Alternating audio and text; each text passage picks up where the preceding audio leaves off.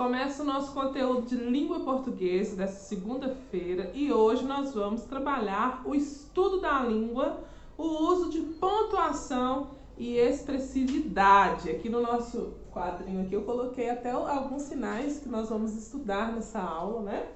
Que é as aspas, a vírgula, o ponto final, o ponto de interrogação, o ponto de exclamação, os 3 pontos, os 2 pontos, travessão e os parênteses. Para que isso serve? Como que você vai aplicar no seu dia a dia? Como que você vai aplicar os seus textos, né? E todo esse conteúdo está no livro didático da página 127 até a página 133. Então você vai acompanhar aí comigo, né? E vai fazer as atividades propostas desses exercícios aqui. Tá bom? Vamos lá. Você já reparou que quando falamos, o nosso corpo também fala? Isso ocorre porque o nosso tom de voz e nossas expressões faciais e corporais participam da comunicação. Ao escrever, no entanto, não temos esses recursos. Por isso, utilizamos os sinais de pontuação. Então, é importante demais você, usar os sinais de pontuação, porque quando você fala, você não tem o recurso. Então é importante falar, é importante usar. Quando você escreve, na verdade, você não tem o recurso de expressão facial, de como você vai demonstrar aquilo, né? Então é importante. Tão simples quanto as letras, os sinais de pontuação expressam em nossos textos sentimentos, sensações, indicam pausas e dão ritmo a frases. Sem os sinais de pontuações, os textos perdem o sentido. Quer ver? Leia a placa a seguir e responda as questões, tá? É expressamente proibido o comércio ambulante neste município sem alvará. Alvará, o que significa, né? É um documento que autoriza a prática de alguma coisa em determinado lugar. O que está sendo proibido? Onde está sendo proibido? E a opção C. O sentido do texto está escrito na placa. Pode ser que o município não tenha alvará, né? Dá esse sentido. Mas isso não é o que o autor quer dizer. Reescreva a placa de forma que a proibição seja unicamente do comércio ambulante sem alvará, tá? Então você vai reescrever essa placa aí na opção C e vai responder a opção A e a B também. O que está proibindo, o que está sendo proibido, aonde está sendo proibido, porque ficou sem sentido essa frase aí, né? Vamos lá para a página 128, pessoal. Os sinais de pontuação são usados na língua portuguesa, tá? Sempre, então, em toda a estrutura da língua portuguesa, nós vamos utilizar os sinais de pontuação. Os sinais de pontuação você vai usar para sempre na sua vida, tá? Nunca mais você vai separar deles, tá? Então, é uma coisa eterna, assim. Vamos entender por que nós usamos as aspas, né? Entre aspas. Quando transcrevemos citações, então toda vez que você for citar alguma coisa de alguém, você vai colocar entre aspas. Para destacar palavras ou expressões populares como gírias, então você vai colocar também.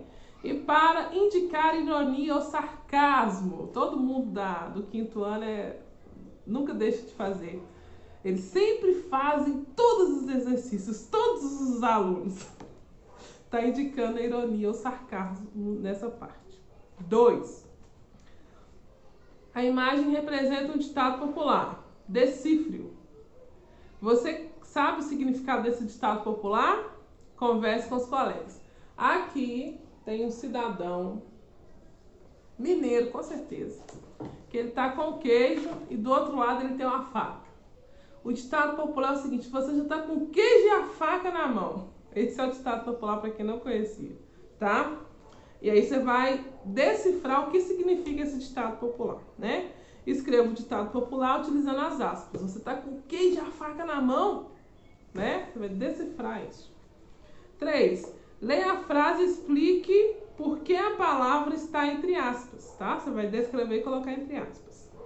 E outra coisa aqui, ó, na 3. Quero saber quem foi o engraçadinho que comeu todo o meu lanche. Quero saber quem foi o engraçadinho que mutou o nosso microfone nas aulas online, tá? Então, por que essa palavra engraçadinho tá escrita entre aspas aí?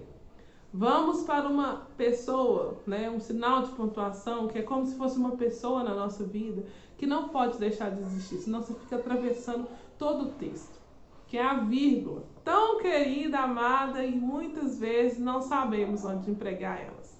Então vamos entender aqui onde que a gente vai empregar a vírgula. A vírgula é um sinal de pontuação utilizado em diferentes situações, separação de elementos listados, explicação no meio de uma frase, expressões que indicam lugar, tempo ou modo que venham no início da frase, tá? Então pega essa parte aqui, guarda ela, tá? Porque é nesses casos que você vai utilizar a vírgula, tá bom, pessoal? Vamos lá, nós temos uma carta aqui para ler, que tá, né, corretamente utilizando sinais de pontuação, né? Que a Camila enviou para sua amiga Clara. Então a Camilinha escreveu essa carta aqui. Parabéns, viu, Camilinha? Tá escrito lindamente.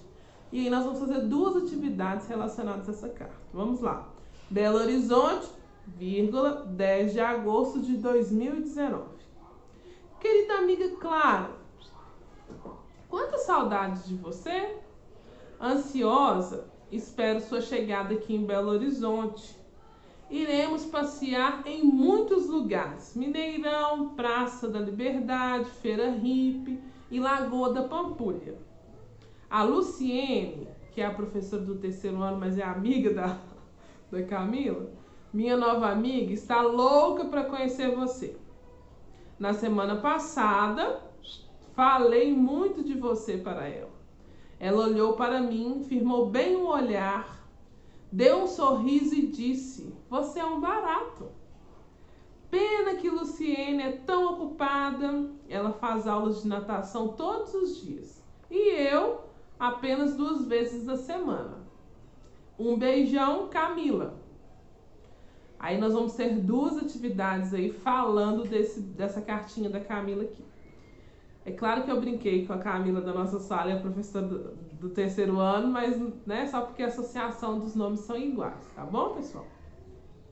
No início da carta é apresentada a frase Belo Horizonte, 10 de agosto de 2019. Nesse caso, usamos a vírgula para separar 2 informações diferentes. Aí você vai escrever quais são essas informações que nessa frase nós utilizamos a vírgula para separar. 2 informações diferentes. 5. Na frase, iremos passear em muitos lugares, 2 pontos aí, né? Mineirão, Praça da Liberdade, Feira Hippie e Lagoa da Pampulha. As vírgulas foram usadas com qual função? Você vai justificar aí, tá bom? Beleza de turminha que aprende os sinais de pontuação e vão escrever corretamente tudo a partir de hoje, tá? Já escreviam, né? Agora vão melhorar mais ainda. Aí nós vemos aqui, pessoal, na questão 6, né, com opções também, pedindo para você responder de acordo com o uso da vírgula. Então é importante você responder, né? E também vem falando lá, a vírgula também pode ter a função de suprir um termo da frase. Quer ver só? Na carta, Camila diz: pena que Luciene é tão ocupada. Ela faz aulas de natação todos os dias. Tem uma vírgula aí, né? E eu, outra vírgula, apenas 2 vezes na semana. Na frase, qual termo que foi suprimido? Tá? Então, a vírgula tem essa função também de suprir algum termo que não precisa se repetir na frase, tá? Então, você vai colocar qual é esse termo aí que foi suprido.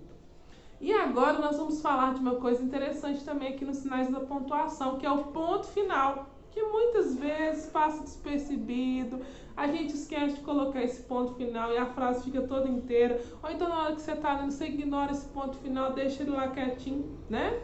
E acaba tornando um transtorno na vida de quem está lendo, na vida de quem vai corrigir a sua produção de texto, né?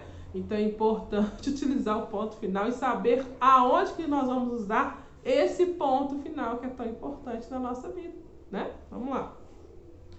O ponto final é usado no fim das frases declarativas, as que informam ou declaram alguma coisa, e nas abreviaturas das palavras. Então, quando você for abreviar algo, coloca o ponto final ali, senão fica errado a forma que você está abreviando.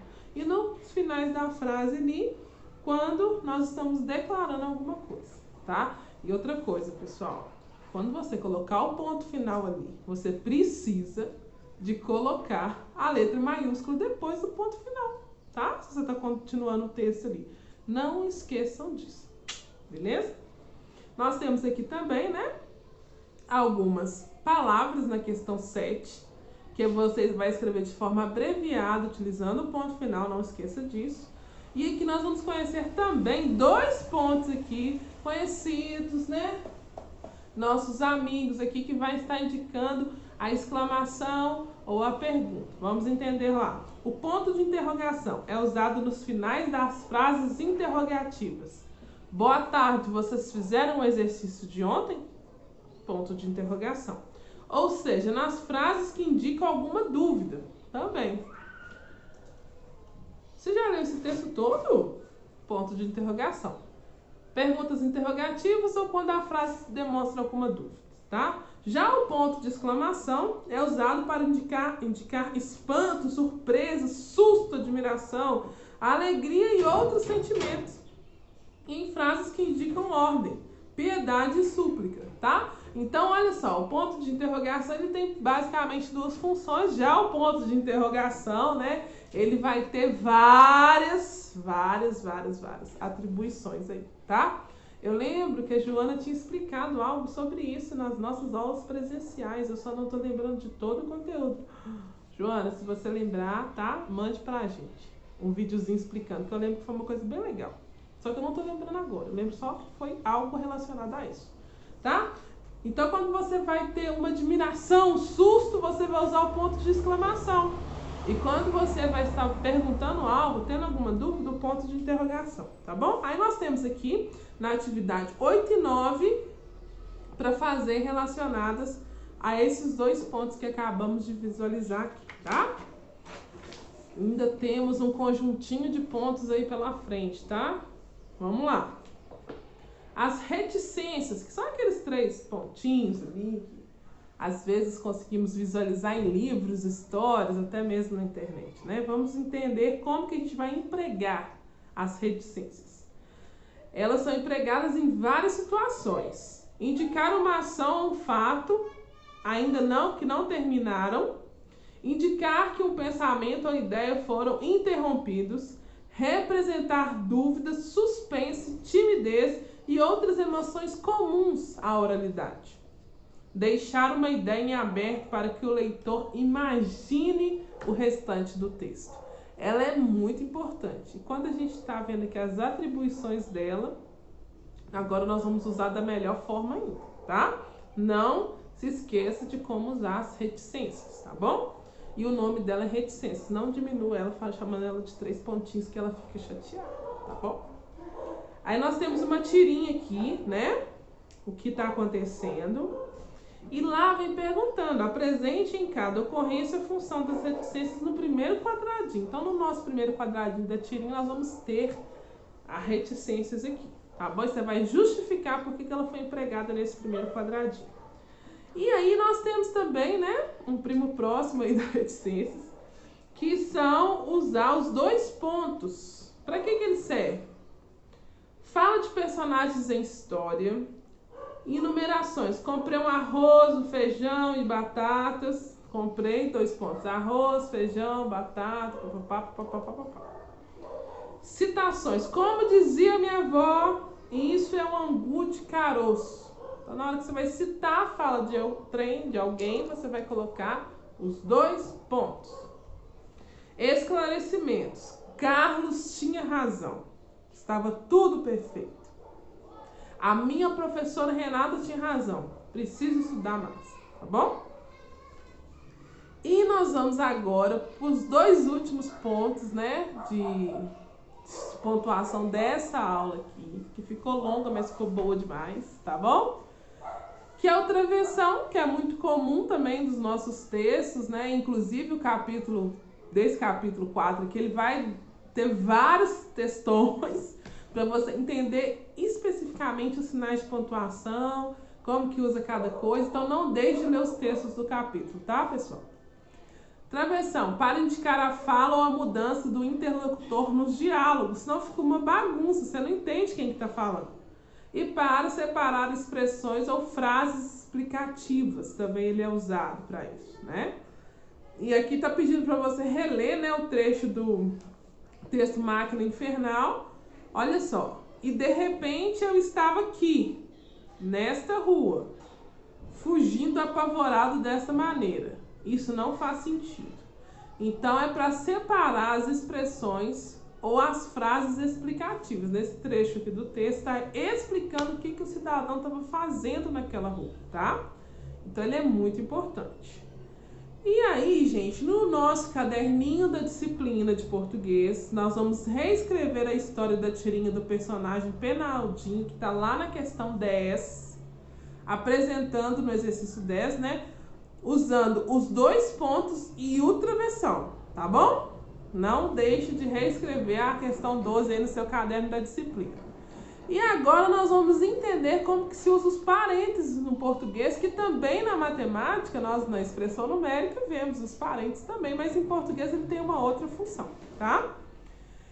Para inserir uma explicação ou um comentário sobre o que foi dito anteriormente, para explicar como os personagens irão agir em peças de teatro, tá bom? Essa é a função dos parênteses.